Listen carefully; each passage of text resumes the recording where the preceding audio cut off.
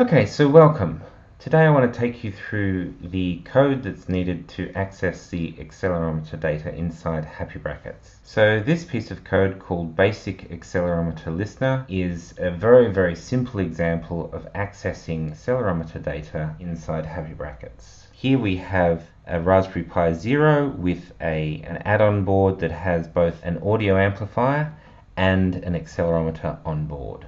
So in the code here we have an action. This is the happy brackets action that's run on the Raspberry Pi, and inside that we reset the device to clear any running code on the device. You don't have to do that, but since we're accessing the accelerometer, that's not a bad idea, so that we don't have two things that are different accessing the accelerometer at different times. Once we've got that, we've got the new accelerometer listener command here, and that creates a sensor updated method with an X value, a Y value, and a Z value. Now this line here I've added, and that prints the X value to the graphical user interface by sending it across the network. But inside this sensor updated method, you can run any of your favorite code. You can do anything with the accelerometer data that you wish, including updating various values that you wish to use to control audio synthesis. How do you create this? Do you need to memorize this? No.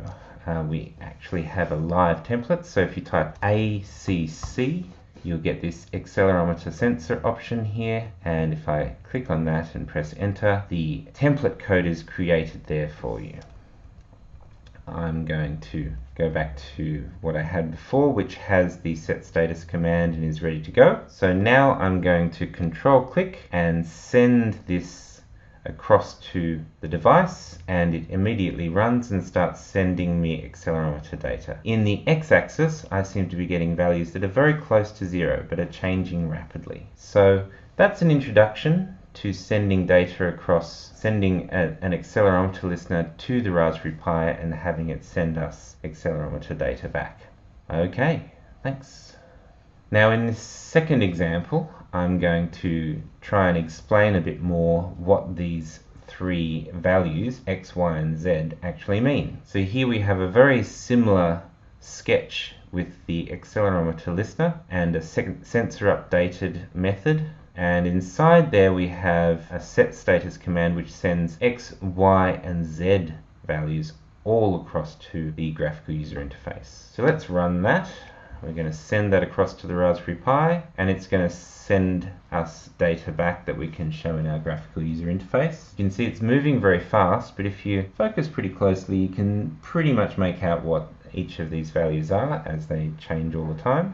The X and Y values here are very close to 0. They may as well be 0 with a bit of noise, but the Z value is 1. The Raspberry Pi is currently sitting flat on the table, so it seems that the Z value represents the gravity that is pulling on the Raspberry Pi in a downwards fashion. So if we flip this over, we can see that the Z value goes to -1. So we've got an idea of whether it's flat on the table or upside down on the table. Now if we put it on its edge, we can see that the Y value goes to 1, and then if we flip it over again to the other side, the Y value goes to -1, and of course if I put it on its end, X is at -1 there, and I can flip it over again and I get X at 1.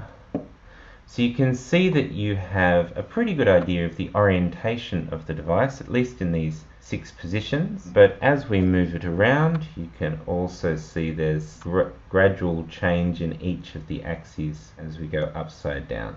So we have some data here which gives us a very good idea of the orientation of the device, and we can use that for our audio pieces relatively easily now. So in the third example I want to show you, here we have another happy brackets sketch, but in this example I want to look at what we can do to work out whether our acceleration is above a particular threshold.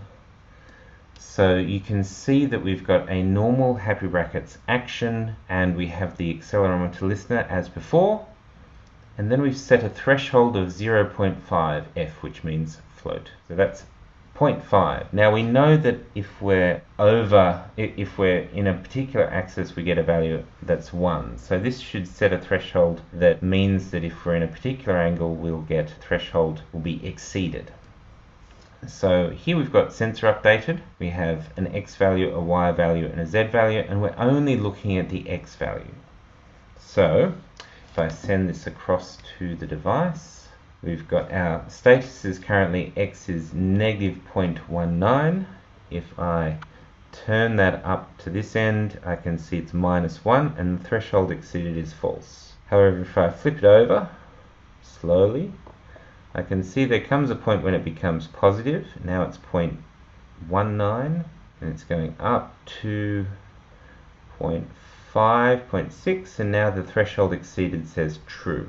Now as I go all the way to positioning it right on its end, it's very close to 1 and threshold exceeded is true. So this is an example of us using the data that has been passed from the accelerometer to the Raspberry Pi to determine whether a threshold is exceeded. It's making that calculation actually on the Raspberry Pi and sending us the output of that calculation. Alright, thanks.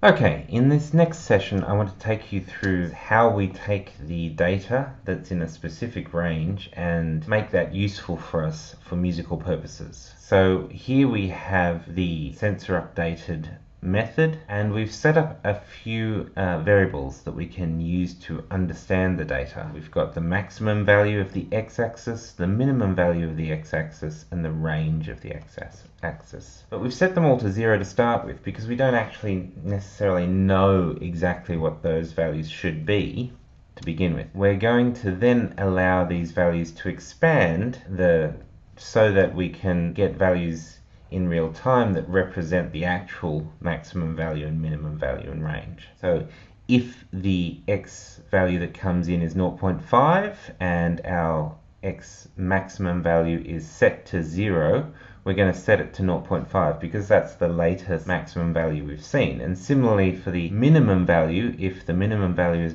negative 0.9, for instance, we'll set that value to negative 0.9. And the range we're going to calculate from the maximum and the minimum. So I'll show you this working. It's going to push out the input value, the maximum value, the minimum value, and the range all in one go. So let's have a look at that. There we go. As we move it around, we're going to see the range expand up to 2.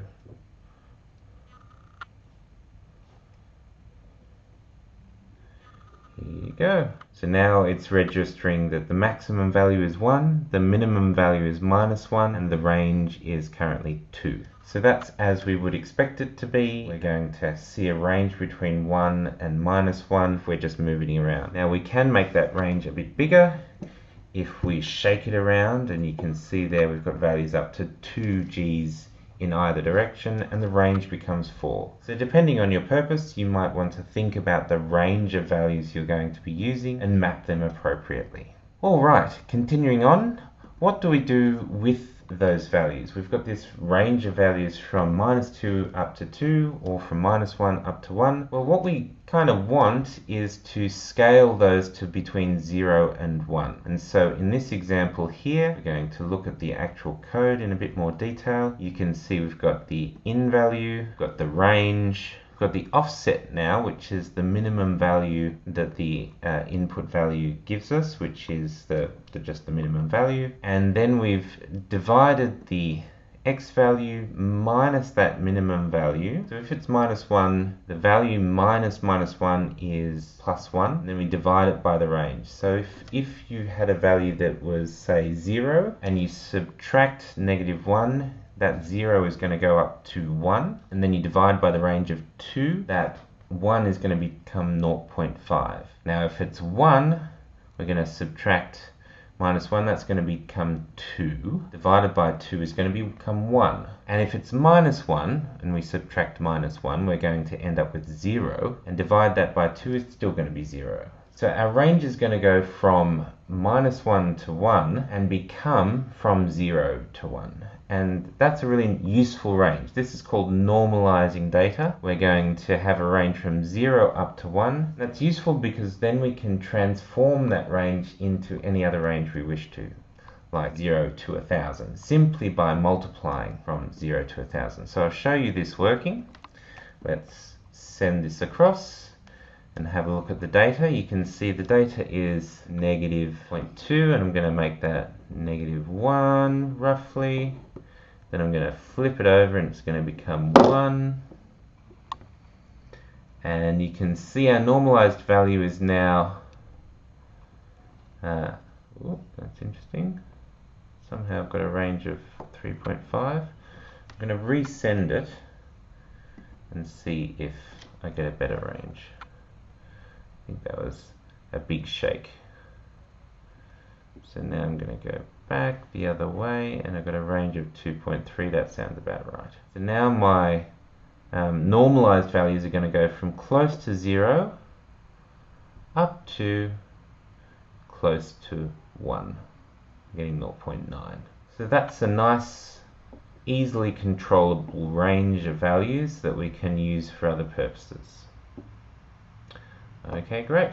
Now, what you can do, rather than having this automatically organize itself, if you actually do know what this range should be, you can set the range and say the max is 1 and the minimum is -1 and the range is 2. And then we'll just recompile that quickly and send it across again.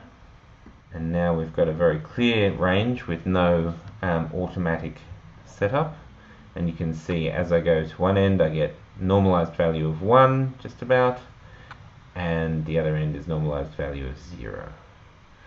So a little bit easily controllable, and we're not so reliant on the shaking.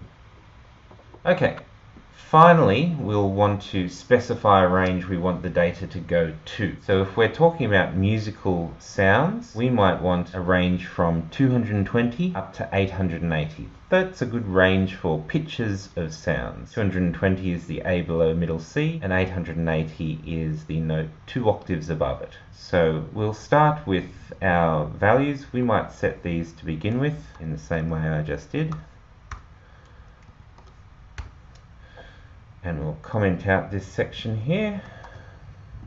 And then we're going to see the input value here, the normalized value, that value from 0 to 1.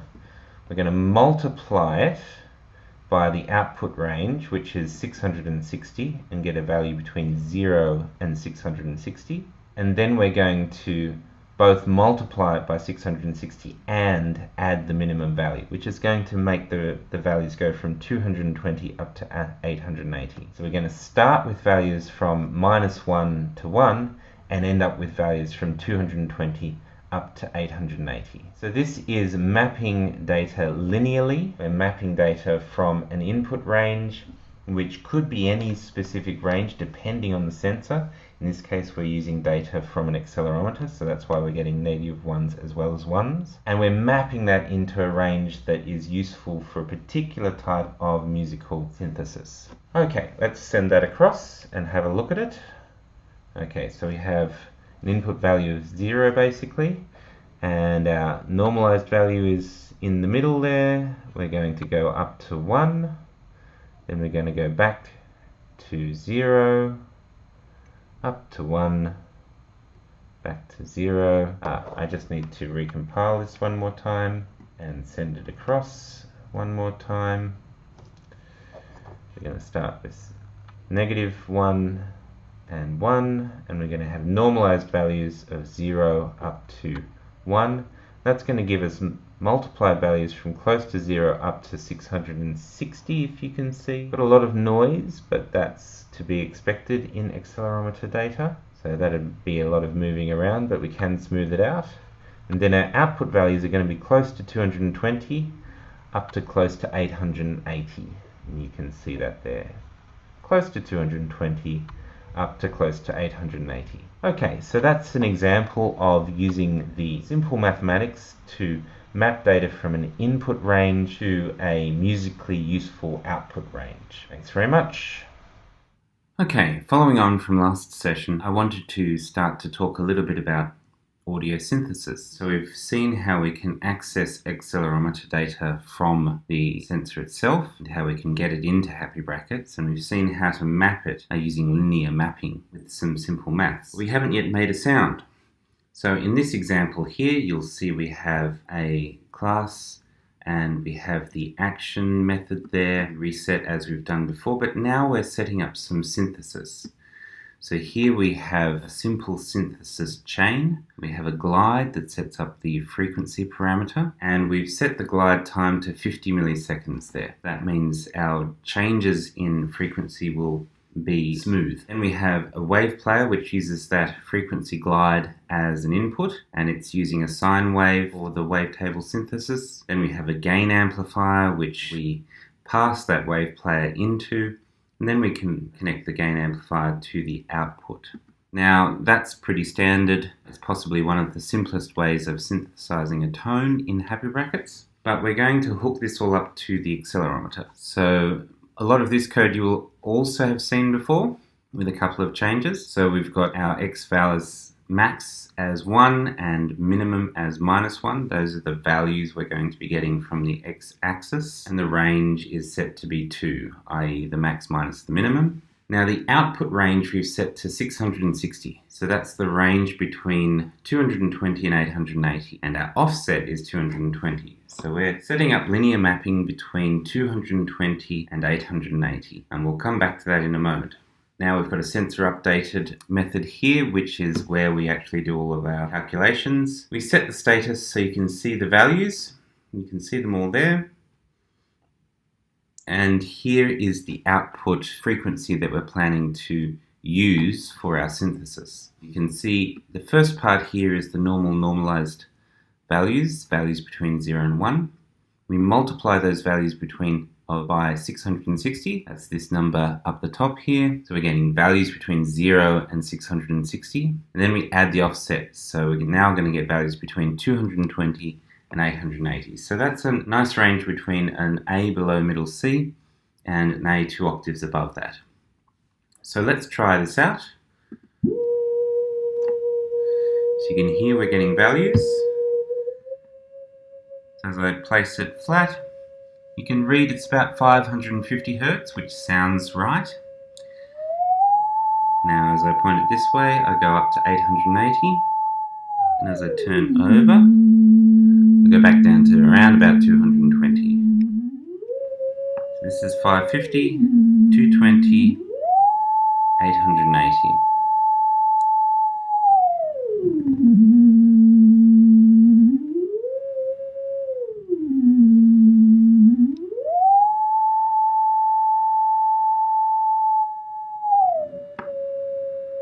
So the question is whether 550 is halfway between 220 and 880. Well, it is mathematically, obviously. It's 330 from 220 and 330 from 880. But in terms of sound, it's kind of not. So in our next example, we're going to use a little bit more maths to do a mapping that kind of matches the way we hear sound. So I'll show you in a short moment. Everything's the same, except that in this case we're getting the normalized value and passing it into this equation, which is an equation that helps us to map data to pitches. And what we want here is for 220 to be the bottom, 440, not 550, but 440 to be the middle, because that's 1 octave above 220, and 880 to be the top. So that's not a linear mapping. That's a logarithmic mapping. So you'll be able to see the input values, the normalized values, and the output frequencies we use here. So I'll run this one. So we can hear this is 220. If I sit it flat, I get 440. And if I flip it over, I get 880.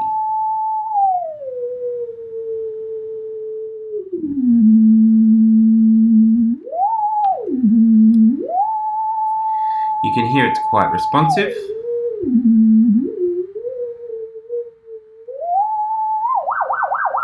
I can go outside the range if I wish to, but when I'm using it in a fairly smooth fashion, I get values that make sense. So there we've discussed mapping in a little bit more detail, informed by our actual sound synthesis using a sine tone. You might want to do some sound synthesis that involves a little bit more complexity, and frequency modulation synthesis is one option for this. Here I've taken the example for frequency modulation synthesis and added in some parameterization of the three axes. So you'll see code that I've taken from the example that you've already probably seen already. We have three glides, one for modulation of frequency, one for modulator depth frequency, and one for carrier frequency. We've got our FM modulator there and a function. This is all in the other example. This is nothing new. And then we have our wave module with the modulation function, the volume, and the sine tone. What is new is we've got an accelerometer listener now, and we've got three axes, X, Y, and Z. And for the carrier frequency, we're using that mapping as before, but for the modulator frequency and the modulation depth, we're just using linear mapping. So let's have a go at this one.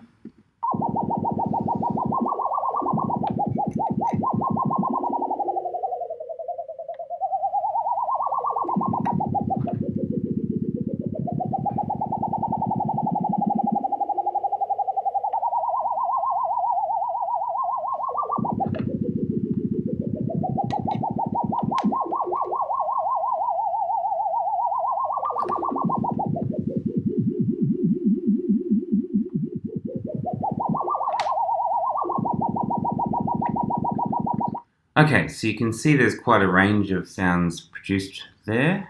I'm going to change some of the ranges. So the modulation max was 12 Hertz and the minimum was 2. I can actually change that to be, say, 4 Hertz minimum and 80 Hertz maximum. The depth was 0 and 500. I think that's probably okay. And our carrier max was 880. So let's give this one a go. So I'm going to have to recompile it and then send it.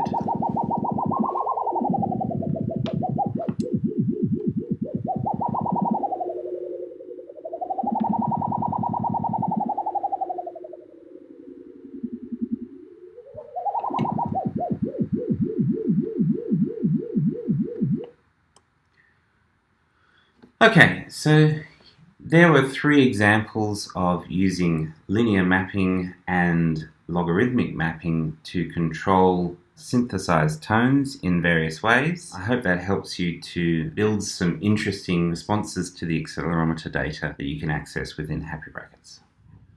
Okay, in this final section, I'm going to talk about different ways that we can access the data and represent the data. So here we're taking the Cartesian coordinates we get from the X, Y, and Z, and we're trying to understand how we can use those in different ways. Now, one of the first ways that I'll show you is how we can take those Cartesian coordinates and turn them into polar coordinates. So here we're taking positions in X, Y, and Z axes that represent the forces and representing them with angles and distances from the center. So it will make a bit more sense if I run this. So I'll do so. Here you can see, instead of getting -1s and 1s, I get angles that go up to 90 degrees and then flip over. We get positive angles up to 90 and negative angles up to 90. As I flip all the way over, I go back to 0, then I go to -90 and then back to 0, then +90. And this is the same in each of the three angles, each of the three axes, sorry. So this is a different way of understanding the values. It helps us to see the device as a circle rather than as just a number of different Cartesian coordinates. The second example I'm going to show you is using Pythagoras' theorem in 3 dimensions to work out how much magnitude is actually pulling on the device, irrespective of the axis of those devices. So using Pythagoras' theorem, we can take the square of the y and z values and do the square root of that to work out the hypotenuse, and then we can take the square of the x value and add that one as well and take the square root again, and we end up with the total magnitude of force that is being applied to the device, irrespective of the direction that force is being applied. So you'll see this fairly clearly when I send this one across. You can see we've got a 1, and as I turn this over, it's still saying pretty close to 1. That means 1 gravity. That gravity is being applied in every circumstance. Because gravity is not changing, so not surprisingly, the value doesn't change at all. So this is really useful because we don't have to rely on positioning our device flat. We can position it in any situation and know whether it's moving. Now I can still shake it and get larger and smaller numbers. So I can still do that. And the other thing that you can do is if you throw this device up in the air, there will be a point where there is no gravity acting on that device. That's the top of the arc of the parabola that the any thrown device would take. Now we can use this to detect movement, and in this example here we've got a threshold, we have a previous magnitude, and then we calculate the current magnitude and compare it with the previous magnitude and see whether it's greater than the threshold. So if I place it on the table, there should be no change, and indeed when I start sending it, it says it's stationary. As I pick it up, it starts to move, and when I hold it still, it's stationary.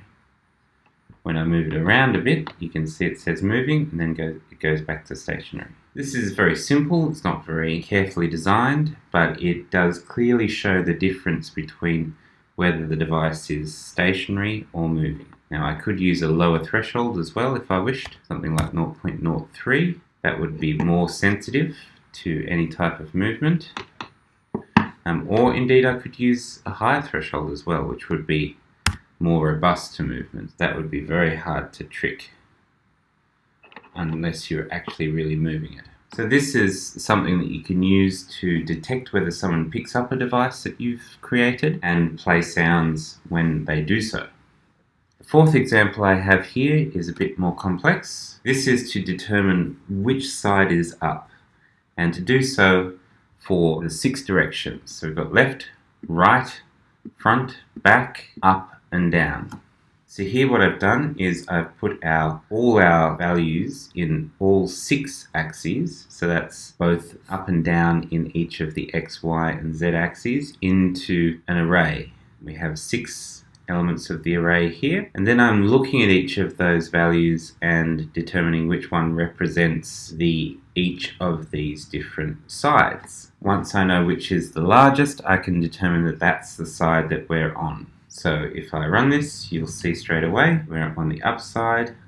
I can flip it over and we're on down, and then we can go to the front or to the back, and we can go to the left side is up and the right side is up. So we have a very clear way of determining which side is up, and you can attach actions to each of those sides. So in different cases you could decide you wish to play sounds when the front was up or the back was up, for instance, but not when the top side was up. So you can allow your user to interact with the device in that respect. Now, one last example I wish to show is the gyroscope. We haven't talked much about the gyroscope, but it's pretty straightforward to use. Now, a gyroscope doesn't measure acceleration or gravity in the same way that an accelerometer does. It measures spin in pitch, roll, and yaw. So if I show you this example, you can see that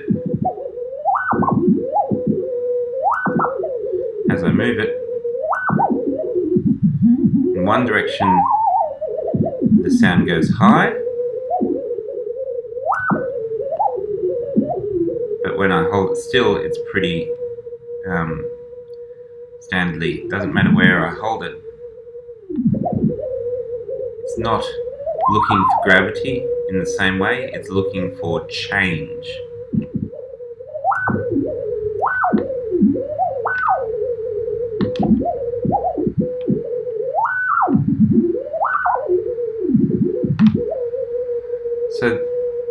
This is a bit more complicated to use, but it does show you the power of being able to access different sensors inside the device, and there's a lot of useful use cases for gyroscope data. Okay, I'm going to end it there. Thanks very much.